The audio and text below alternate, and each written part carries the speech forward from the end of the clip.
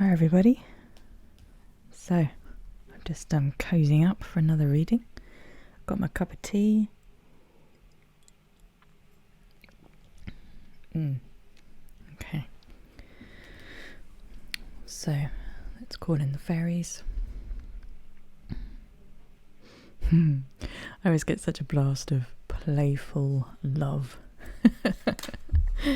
Oh, and I've already dropped some. Oh, they're cheeky today. I'm so glad those didn't go on the floor, because I would literally have to stop recording, move everything to be able to fetch them. Fairies, stop it. No. Look, I just want to do my reading, alright? I don't want a state change. I don't. They're like, yes you do. Yes you do. Okay, so a topic coming up for me today was goddess temples, which is what I'm all about, really. That's one of, certainly, I think the biggest reason I came here. Restore the goddess energies on earth. As it's turned out, I've done quite a lot of, light warrior work, discovering everything that was not the goddess. And here I am now, cozily in my home, safe and warm, and working with the fairies who are devoted to the goddess. Very much so. Most of them. I always say most of them because, unfortunately, even with the dragons, there's a few dragons that turned. Many of them are very much still of the light and championing humanity. Just as there was a few Andromedans who fell off the wagon. I say all this in jest. I mean, I don't need to tell listeners of this channel that we've had a very, very long dark history. But we're putting that all right now. So, did I actually have a question though about the goddess temples? So we're in a phase of really setting up the true goddess temples, bringing in the true goddess energies. There's been a lot of dumbing down of the goddess energies. There's been massive corruption of her energies for a very long time. There's been infiltration of the New Age and Tantra, and not everyone involved in Tantra is corrupted, obviously. It's, but myself have experienced just how deep the deceptions can go. You think you're learning incredible goddess mysteries and wisdom and how to be with each other in such a loving, nurturing way, and then you realise that still at least maybe 5-10% of it is thoroughly corrupt and actually feeding the dark. It only takes a few strands of darkness to worm its way into, a group or a temple, and from there it can grow and spread. And so you come away having learnt a lot and grown a lot, because there is genuine wisdom there. But then you've got the work to do of sorting out how the darkness had got in, how it had just slightly twisted everything, just that little bit, just that 5%, enough to send the whole thing off course, and in the end, ultimately, to not be bringing through the goddess wisdom at all. Now, the dark side are always playing with fire, because they try and jump to the head of, for example, a goddess movement to try and misdirect it. But of course they are then putting their energies into it, and the potential is always that people are going to suddenly wake up. So they're going to wake up with all this knowledge of the goddess. The dark are always playing with fire.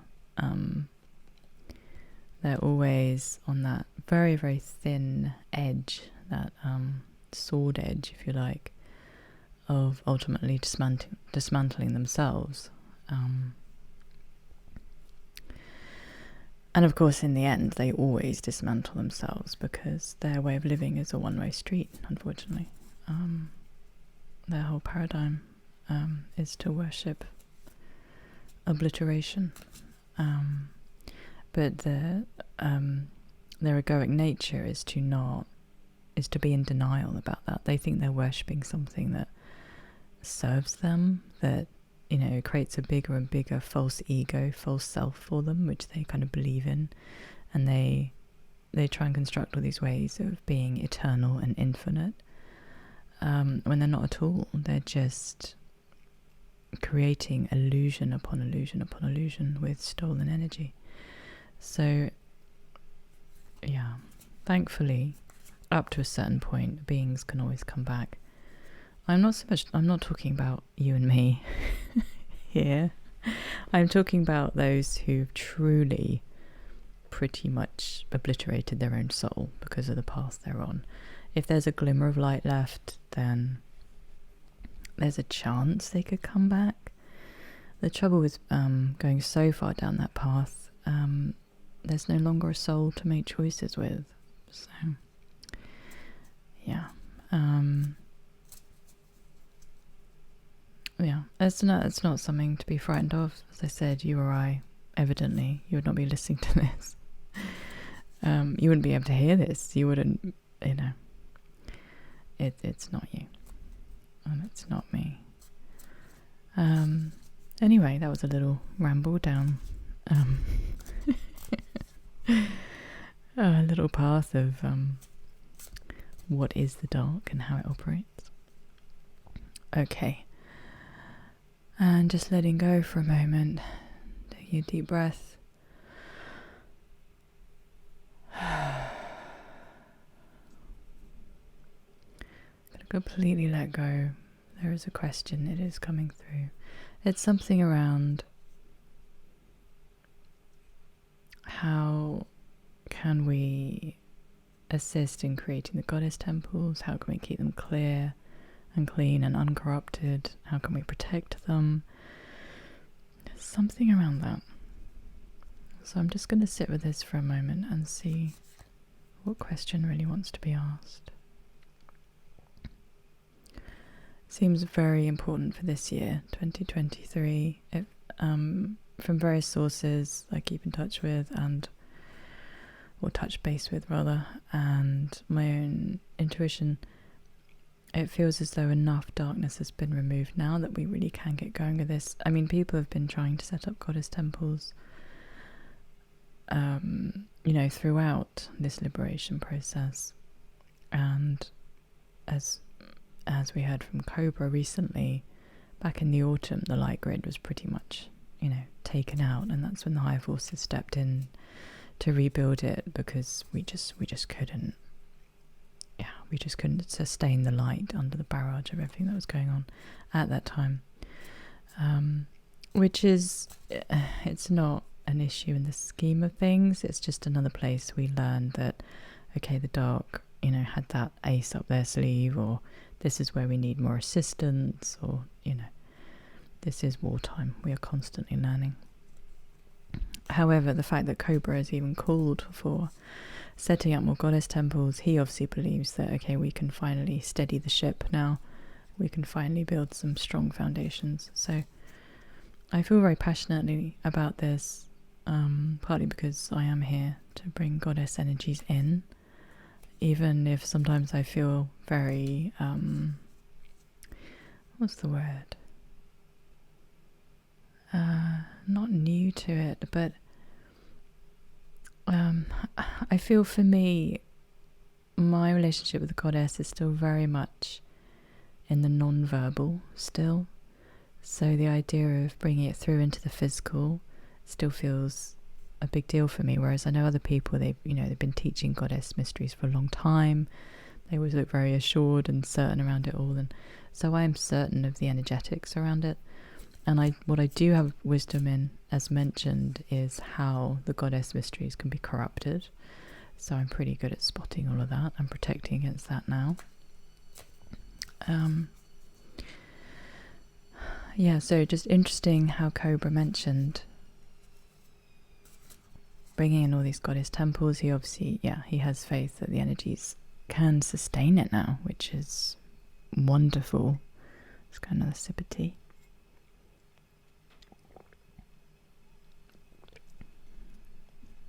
Okay. Look at that, I've done 10 minutes just chatting away and shuffling some cards. Okay. So yeah, this seems to be the year where we could actually get some real traction going on a much bigger scale with the goddess temples. I'm going to be quiet for a moment. Let the question emerge.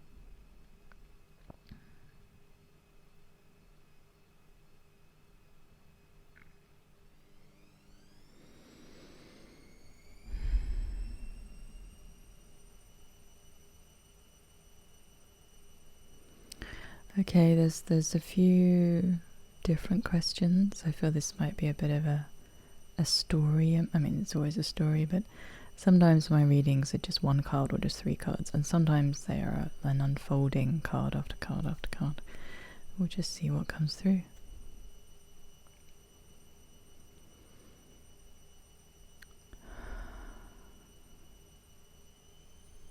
Okay, completely intuitively, first question. How does the goddess herself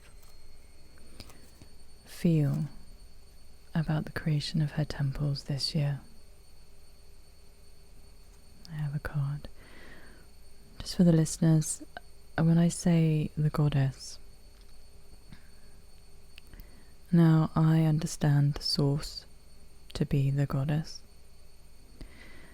So I am speaking to source, but I'm also speaking to the goddess who in particular is overseeing this world. So there are many, many levels of goddess, many levels of light. So I'm speaking to both of those. So the goddess who's overseeing this world, and obviously her connection to the greater goddess. Because there is, so this is coming through very strongly. There's very much a particular goddess who is overseeing the goddess temples on earth. I've just drawn a card for her. Okay. So the fairies have brought through. So this is Mike the Myomancer. This is a wonderful fairy. Okay. He is all about the small details in life. And I always think of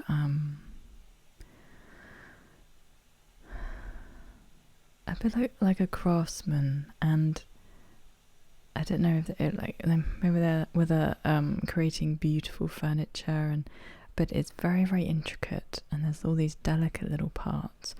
Or maybe someone who,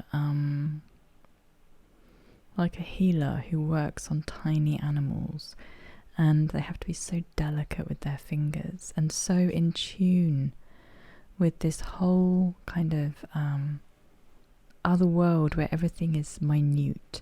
Or those the craftsmen who make like the smallest teddy bear in the world, and their attention to the detail. And just the right tools, and just, it's so delicate. Yeah, Mike the Myomancer, he reminds me of that exquisite attention to tiny, tiny detail. Now, as he's come out in the reverse, what strikes me straight away is don't get lost in the detail. So at the same time that Mike the Myomancer, he is absolutely in tune with the miniature layers of life. I'm thinking of like walking to a forest, and there's so many sounds, but there's that one person whose ears are so attuned they can hear every single bird call and every single rustle of like tiny, tiny little bugs, and they hear it all at once. But not only do they hear it all at once, they can map it all out. They can see it and grasp it and differentiate. Also, like a highly skilled musician, particularly like a conductor, overseeing, say, 50 people in an orchestra playing, and he can hear everything. He can hear every single different player in that orchestra, even the ones who are playing the same thing as each other. He can hear everything. So it's this ability to hone in on all the details, but not get lost there, because they can decipher easily between them, and that's a real art form in itself. I will get on to how this applies to the goddess's message in a minute, but I just want to paint this scene, this energy of what I'm getting. Okay, so the goddess, she's looking down on the earth, and she's seeing all this. She's seeing all these. Wow. Okay, this is so much bigger than I've interpreted before. There are thousands upon thousands of streams of energy which are going to be manifesting into goddess temples.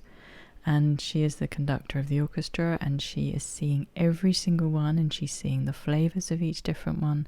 She's seeing how the flavors of each different temple interact with each other through time and space. Oh, gosh, my heart just just lifted and warmed at the same time. She's literally creating an orchestra through these temples. Each one has a divine frequency. She knows exactly where each one needs to be on the planet according to Gaia's grids, Gaia's energy points. She knows exactly which portal sites on Earth need more cleansing before a temple can be built there. So that's a specific message for some people. If there's a huge amount of resistance, so if you know there's going to be a temple in a particular site, you are a goddess or you are a divine masculine and you're working on this, and you know there's going to be a temple near you or even where you are, and it seems as if there's huge resistance to it despite clearings and everything, it might be that it's just not time yet, but what she's saying is hold the faith that there will be a temple there. Keep seeing it in the ethers. Keep holding that intention. Keep it steady in your imagination, because there will be the right time for that. She's also saying you might be able to, depending, what you're called to and where you are, and there'll be other ways to bring a goddess temple into your life, even if that particular site is not quite ready. I hope that makes sense, and you'll know what I mean by this if you're listening. Okay. So she's seeing the whole map of the world and how all these temples are going to interrelate and produce this incredible new song for Earth. Each one is a different frequency, a different instrument, and she can see the whole map. As ever, as a creatrix, a creator, she, at the same time as being able to see it all, it's also the unknown, which is the surrender to Source herself, of like the conductor of an orchestra, you set everything in motion, you have an idea of how magical you want it to be, and then the results are taken to a whole new level because you were also surrendered. You handed it over to the divine.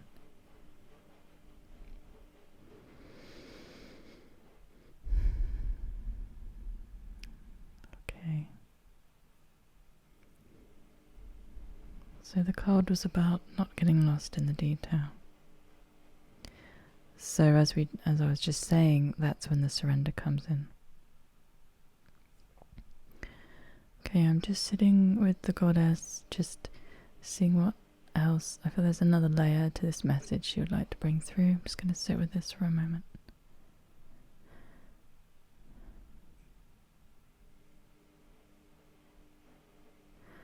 Oh, as an aside, but an important one, she's feeling so much love for all of us. We really are her children. I want to say chosen ones. I know that's a bit of a difficult phrase. It's not about placing anyone above anyone else. So I hope the deeper message in those words comes through. She's just so... We've been working on this for a very, very, very long time, and she knows us all. She knows... Oh, I've got goosebumps. She knows every single starseed, light worker, light warrior who is involved and who will be involved in creating this goddess temples. She knows us all intimately, and she loves us dearly. She is thrilled that all of our gifts and energies will be coming through.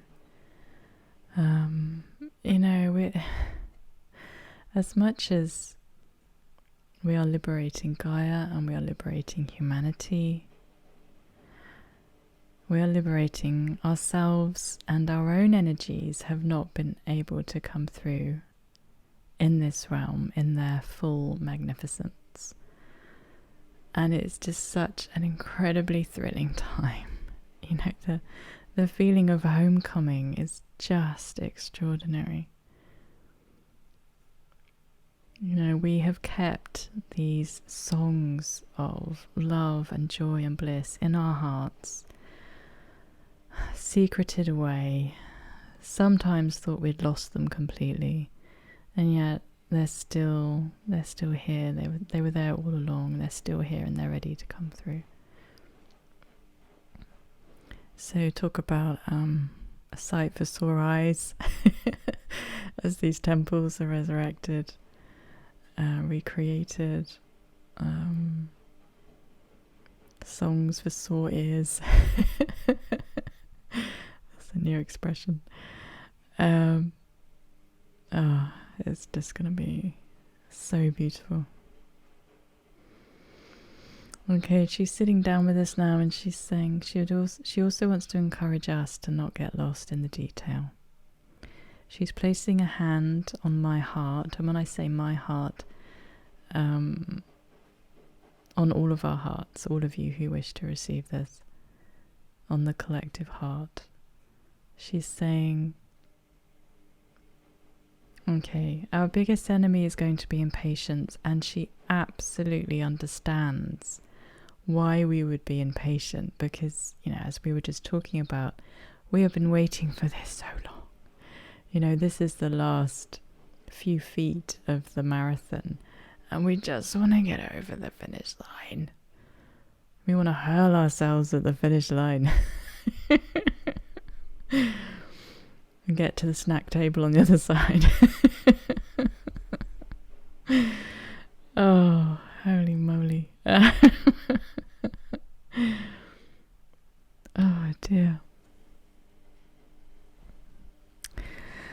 Oh, that was funny. You'll notice I make myself laugh all the time. I find myself hilarious. So if anyone else is not laughing, just bear with me. I need to chuckle about all this stuff. It's just lovely being with the fairies and being with the goddess. Yeah, she's placed a hand on our collective heart. Impatience is our biggest enemy. We want to hurl ourselves at the finish line, and that's not... No, we can't do that. We can't rush these temples. The foundations need carefully laying, diligently. So this is going back to the fairy card. Mike the Mimeancer, in his exalted position of... he can see all the little details, but he holds them all very gently. So let's really ground this into something practical. Let's say, so you're setting up a goddess temple and you're doing the energetic work around it, and you're also, you're planning the building. You can actually have the temple in. It might be your home, it might be renting a venue, it might be, who knows, it might be building a whole new building. This is going to be happening on all levels for different temples around the world. So there's going to be a lot of details on whatever level, even if it's, what appears to be quite a simple version of, you're renting a venue, or you're holding it even in a church, or, wherever you are. There's still going to be details. There's going to be organizing. There's going to be some paperwork, some legalities, getting the message out. There's going to be, and that's just in the initial stages. So that process might be smaller for some people and then huge for other people, actually building buildings, really looking to the future of these goddess temples.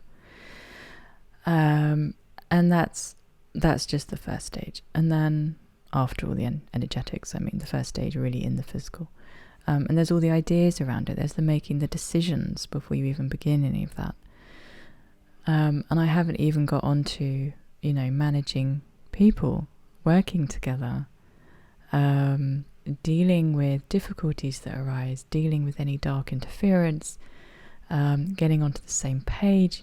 There's so many little details to this, even down to, who decorates the room, who makes the decisions about making it in homage to the goddess, having your beautiful flowers, having the light in such a way that is just beautiful.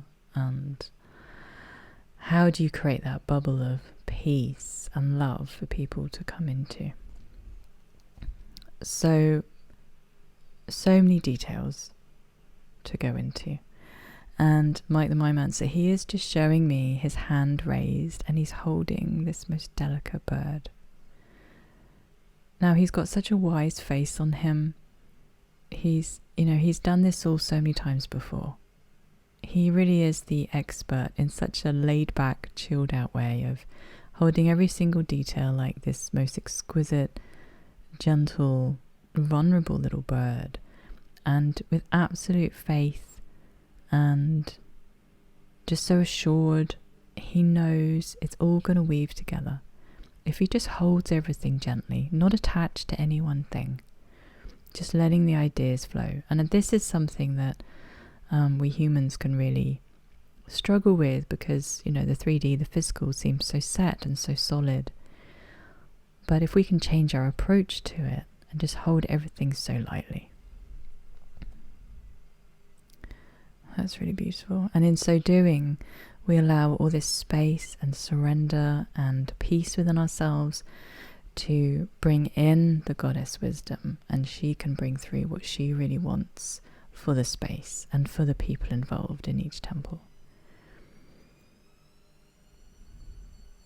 So it goes without saying, doing our own personal work comes before everything. Clearing out the impatience, clearing out the gently clearing out the impatience, gently sitting with those sides of us that want to just dive over the finish line. Okay, that's really beautiful. I'm aware we're coming up to half an hour. I've had one card. This is what can happen. And that's really funny, because at the beginning I was feeling this might be a card on card on card reading, but no, we've just had one. Okay. The goddess is just bringing through. She's so delighted to be with us in this reading right now. Okay, beloved goddess. Any other messages for us as we move into at least thinking about setting up your temples? Okay, I'm going to take another card. This one might be around protections, but let's see.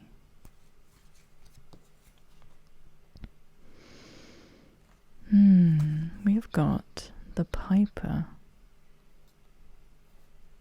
It came out reversed.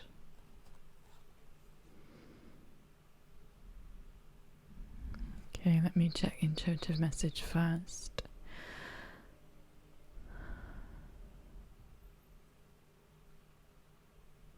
Just got a little bit of resistance to clear out because I'm not immediately familiar with the message, so I'm just going to get into a more playful state. So the piper, he's playing his pipes. He looks quite serious.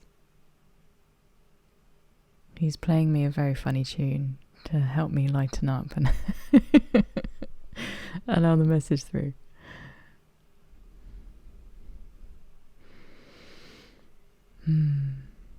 What is the message from the goddess, dear Piper, in regards to setting up her temples? Play comes through.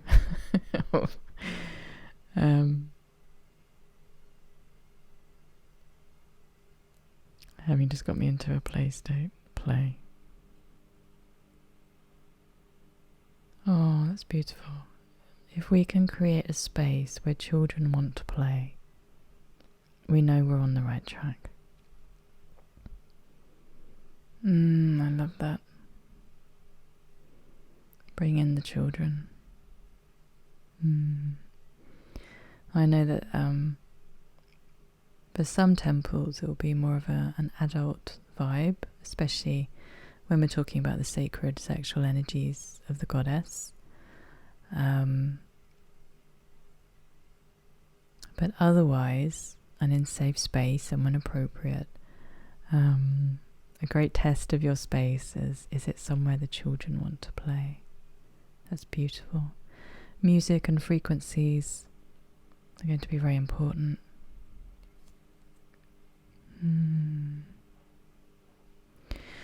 There's another message coming through because this was reversed. Okay.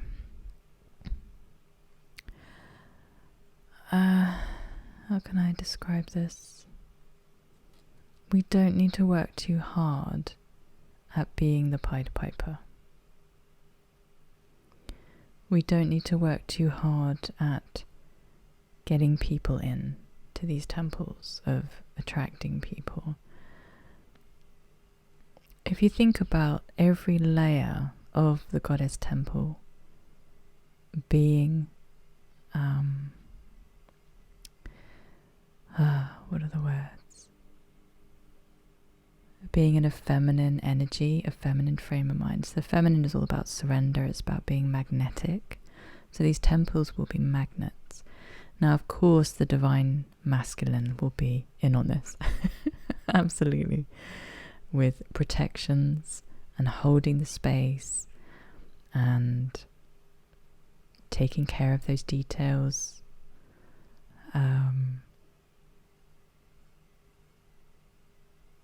Doing his just beautiful divine masculine part of putting attention onto the goddess in the most loving, holding way. Takes me back to Mike the Myomancer as well, his beautiful ability to hold the deepest, most fragile beings and energies. So the masculine is very much holding this.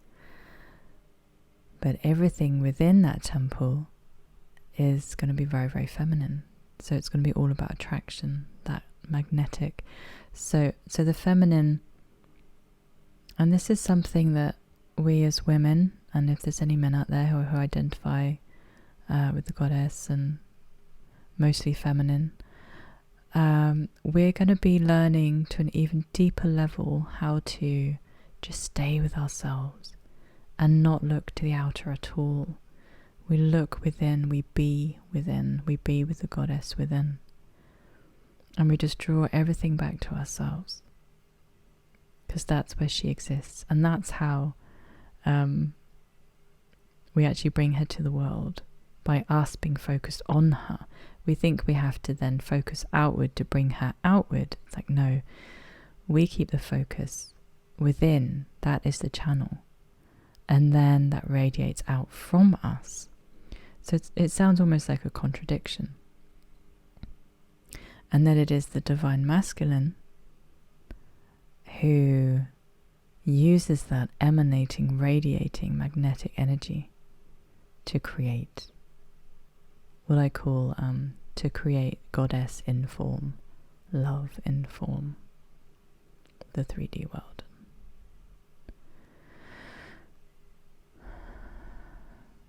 And the structures of higher worlds as well. All the way up to just pure essence.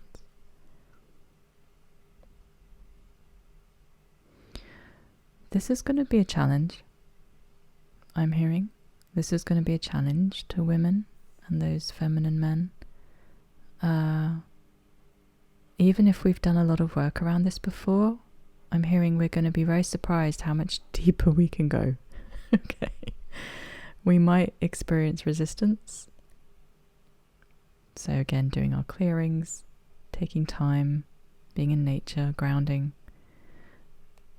You know, if you think about it, what we're doing is we're opening up our bodies and our souls in a way we haven't been able to for such a long time to incredibly higher energies of the goddess. So every single person in these goddess temples is a temple within the temple. So it all starts there. Thank you, the Piper. I will check the book as well. See if there's any additional messages for us. The card might be completely different to what just intuitively came through, but the fairies love that. They love just being in the moment. And oh, look at this. So, music, order, harmony, seduction, empathy. Beautiful.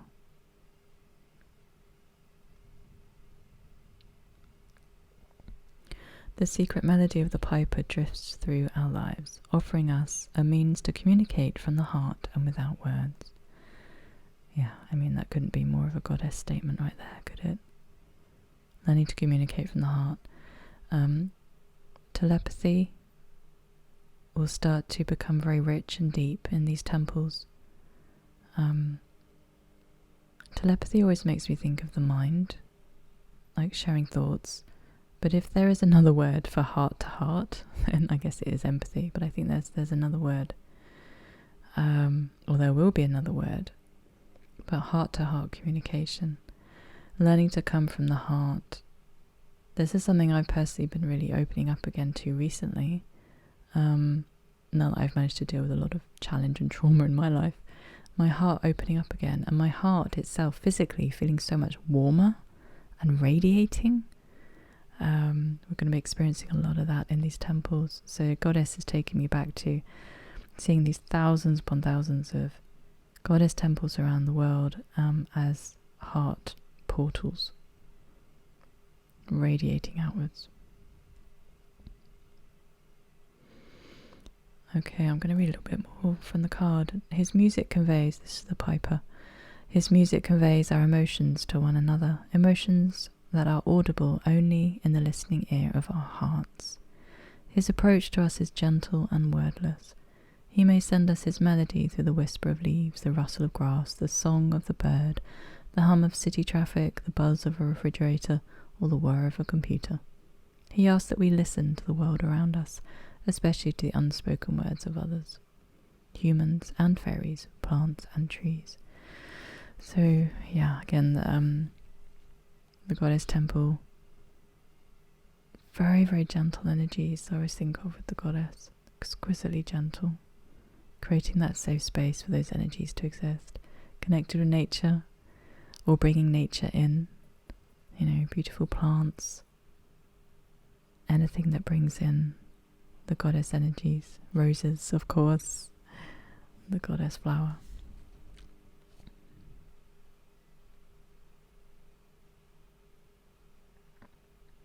Okay, I'm going to see what the book says about the reversal.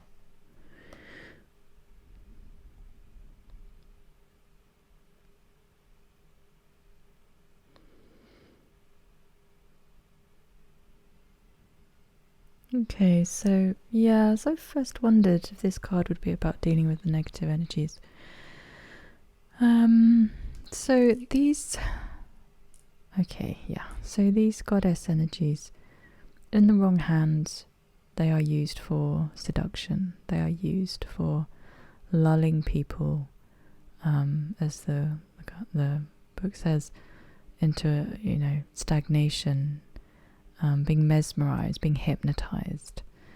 So this is the dark use of those energies, or just being so vague and diffused.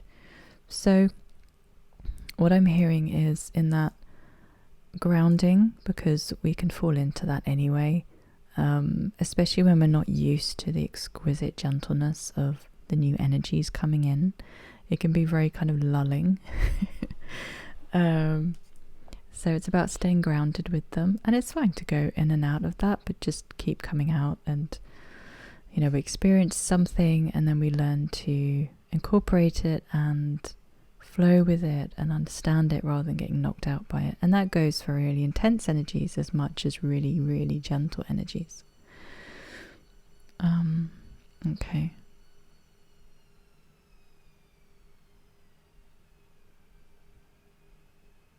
It also talks about unreliability, untrustworthiness, self-absorption, moodiness, self-deceit. The brow of the piper is twisted, it becomes manipulative and may be aimed at seducing others. Yeah. Into something against their judgment or ethics. So there's going to be a lot around learning to hold sacred space for each other, sovereign space, to not infer our feelings and thoughts onto other people. When we come into groups, come into the temple like this, I'm just going to move, it might be noisy.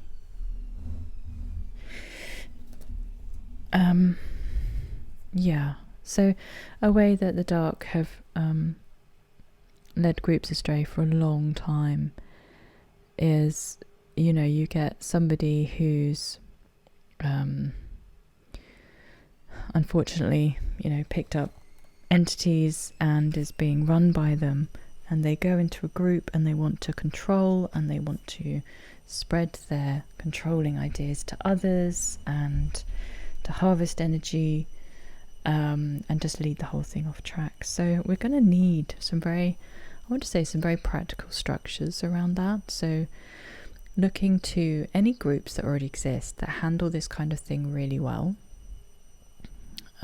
Personally, I'm thinking, I know of, there's a lady who runs sister circles. I've never been on them, so I can't really say much about them, but I'm just aware that this person comes across, at least, as very experienced in holding circles where people can have their emotions and their thoughts and their feelings and their opinions, but it's really held and it doesn't knock the whole group off course. So that's just one example. Another example actually is 12-step groups. And this is no reflection on any individual group, because, individual groups go their own way. But the structure of 12-step creates a very secure space for people to have their feelings, and how a group can reach consensus and be in agreement with one another, and indeed disagreement with one another, but the group itself stays firm and stays solid. So those are just two examples off the top of my head. Really using any wisdom that's out there on how to deal with each other,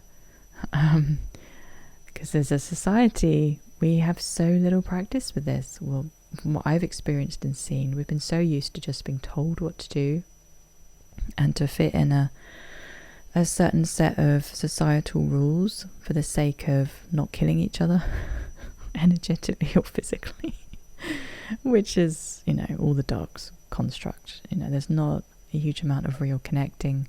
If there was, we wouldn't be here, simple as that.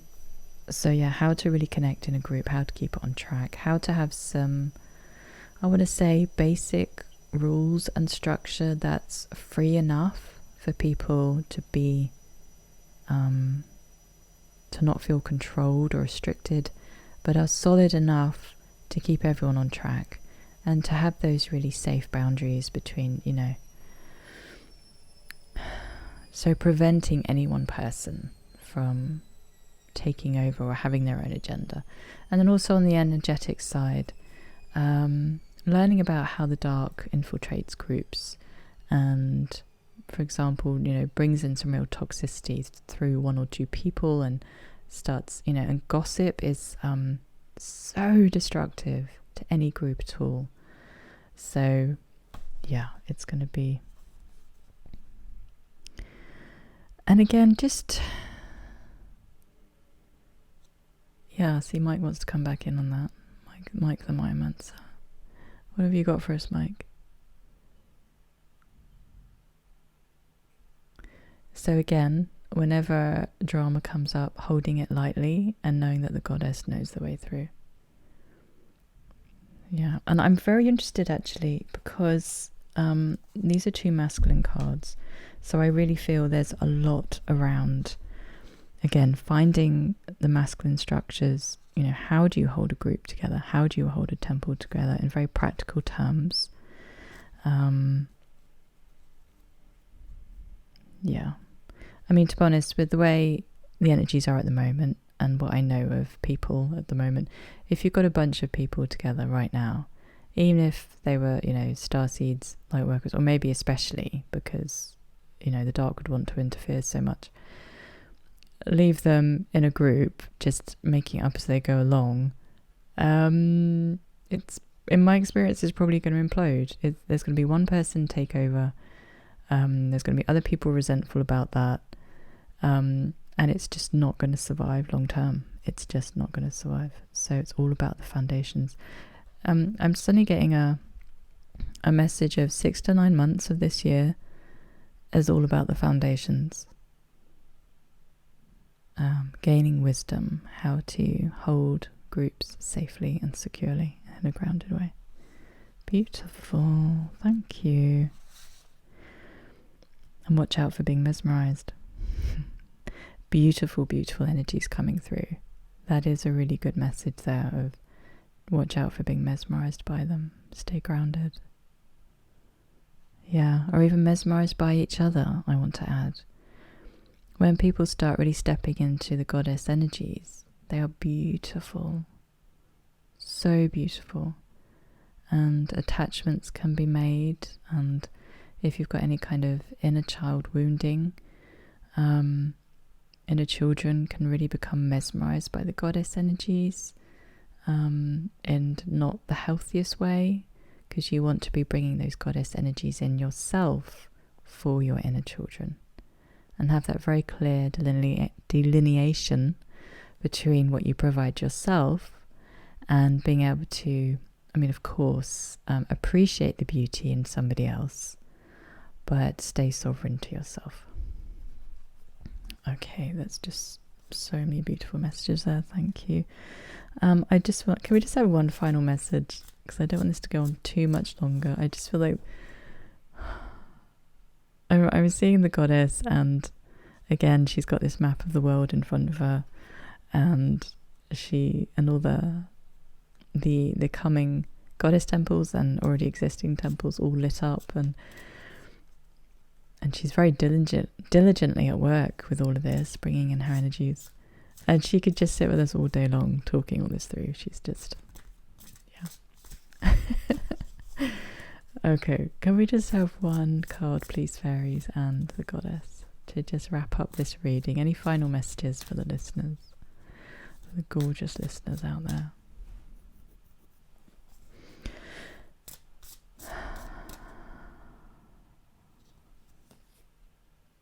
Oh,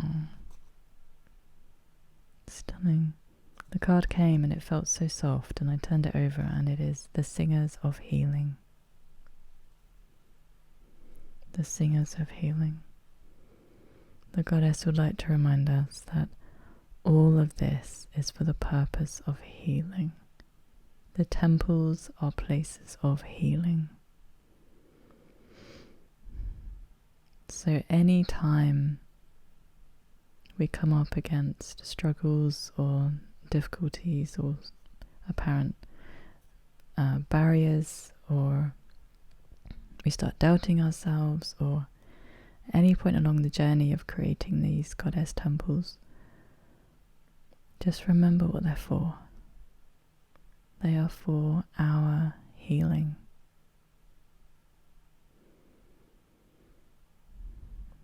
I love that. Yeah, she's saying just to really dismantle the idea of worshipping anyone as such. Yes, there is goddess worship in its most divine form, which is exquisite. But I think humanity, our sense of what worship is, has become so embroiled in handing over our power and following someone, whether they are worthy of being followed or not, and certainly coerced into worshipping, and worshipping entities we didn't even know we were worshipping, which is all coming to light at the moment, as in dark entities.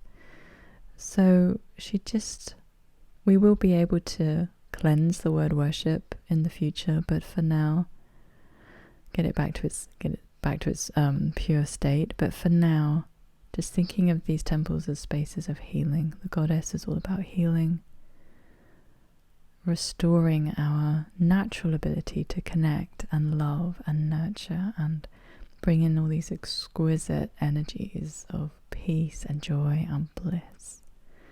We are returning to our bliss state. Our bliss state. So anywhere we can bring healing, even in the way we construct these temples in the first place, how can that be a healing process for us? Because the very act of even being able to think about setting up a goddess temple is an act of healing in itself. Think about all the lifetimes where it just would have been suicide to do such a thing, So it's a healing act in itself. How much love and care can we bring to every single step? It feels like reconstructing, like somebody in rehabilitation. We are rehabilitating the goddess temples, and how gently you would be with that person if you imagine them as a person. That's another thing which I find very helpful in my life when I'm setting something up in the past, whether it was my work, a business, or a home, or anything. When I treat it as another human being, it puts me in right relationship with it, loving and nurturing and in gratitude, and getting that feedback loop. How does my business feel right now? What can it tell me? How does my home feel right now? What can it tell me? What can I do to improve things for my home? And thus in turn improve things for me. This is the kind of relationship we can have with the temples, whether they are purely energetic in our imagination so far, or already a physical building in some shape or form. Wow, thank you so much for being with me. It's been an absolute joy. I'm thrilled to have got to my work today. I know a lot of us are, maybe struggling with the ascension energies, bodies being upgraded, the war effort, the liberation, everything that's going on there. There can also be such difficult energies coming through still. So I'm thrilled that I got to do my work today.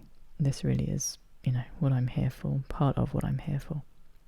So thank you for joining me, and all goddess love to you. And I hope the singers of healing and the piper with his beautiful music and magnetism, and Mike the Mindmancer with his wonderful gentleness and assuredness and confidence in every small step, they are all with you today.